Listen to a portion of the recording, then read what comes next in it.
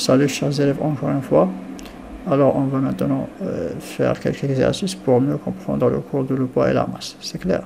Alors dans l'exercice 1, on va compléter les phrases. Alors allons-y pour lire la phrase numéro 1. Alors une force est caractérisée par son point d'application. Ici, il faut faire quoi? Il faut déterminer les caractéristiques des forces. On a déjà parlé sur ça, regardez avec moi. Alors voilà, si vous rappelez ça, les caractéristiques d'une force quelconque, on a 4 caractéristiques principales. Le point d'application, on a la direction et le sens et l'intensité. Alors ici, une force est caractérisée par son point d'application et bien sûr sa direction et bien sûr son sens et son intensité. Allons-y écrire ça ici. Alors sa direction, son bien sûr sens et son à la fin intensité. C'est clair. Point. Alors voilà, on peut faire ça et ça pour corriger les problèmes qui se trouvent ici et ajouter les accents.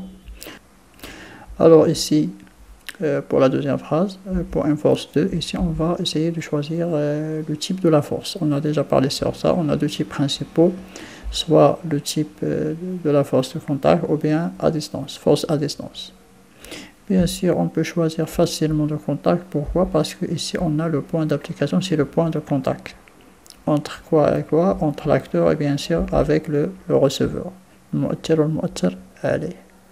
Alors pour une force de contact, le point d'ابليكاسيون يعني نقطة التأثير كي تكون عندي واحد القوة عند التماس، نقطة التأثير هي النقطة ديال التماس بين لاكتور و لو ريسيفور، ما بين المؤثر والمؤثر عليه.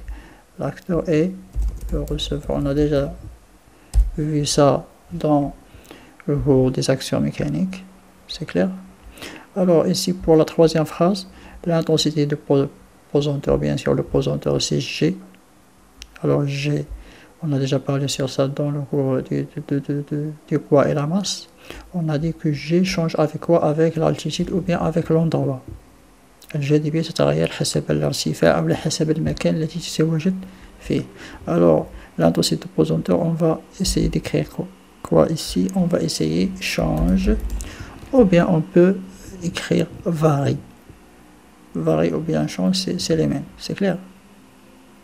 Alors c'est les mêmes, soit varie ou bien change.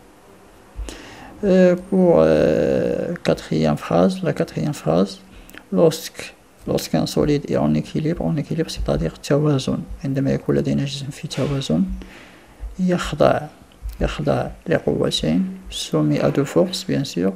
Si deux forces ont, ici on va écrire les trois conditions principaux qui décrit l'état d'équilibre d'un corps, bien sûr. On a déjà vu ça dans le cours numéro 3. Alors il faut que les deux forces ayant même direction et quoi aussi ayant même intensité et bien sûr des sens opposés, c'est clair.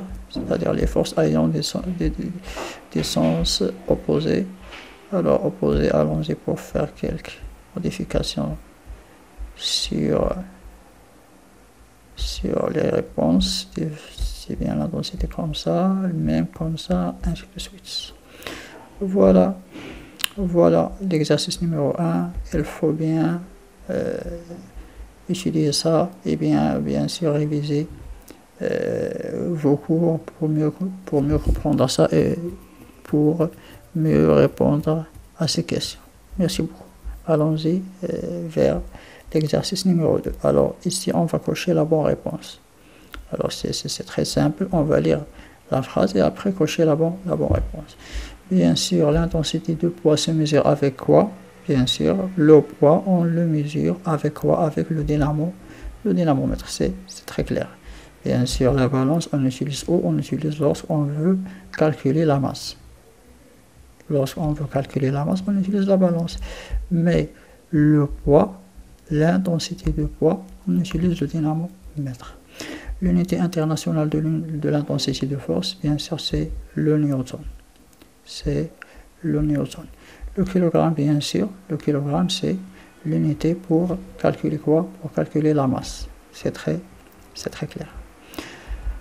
Pour la troisième phrase, la masse se mesure avec quoi? La masse, bien sûr, se mesure avec la balance. Alors, la balance, c'est l'utile pour mesurer la masse. Alors, la balance, le mizan. La relation entre P et G et la masse M. Et la masse M, supprimer ça, désolé. Alors, bien sûr, c'est très clair, voilà. On peut aller vers notre cours pour mieux réviser ça, voilà. Alors P égale G fois M, on a dit que P c'est le poids avec le newton, bien sûr, l'unité c'est le newton. La M c'est la masse avec le kilogramme, l'unité c'est le kilogramme. Et G bien sûr le pesanteur, bien sûr, ici on a M. Ici on a M, c'est pas N.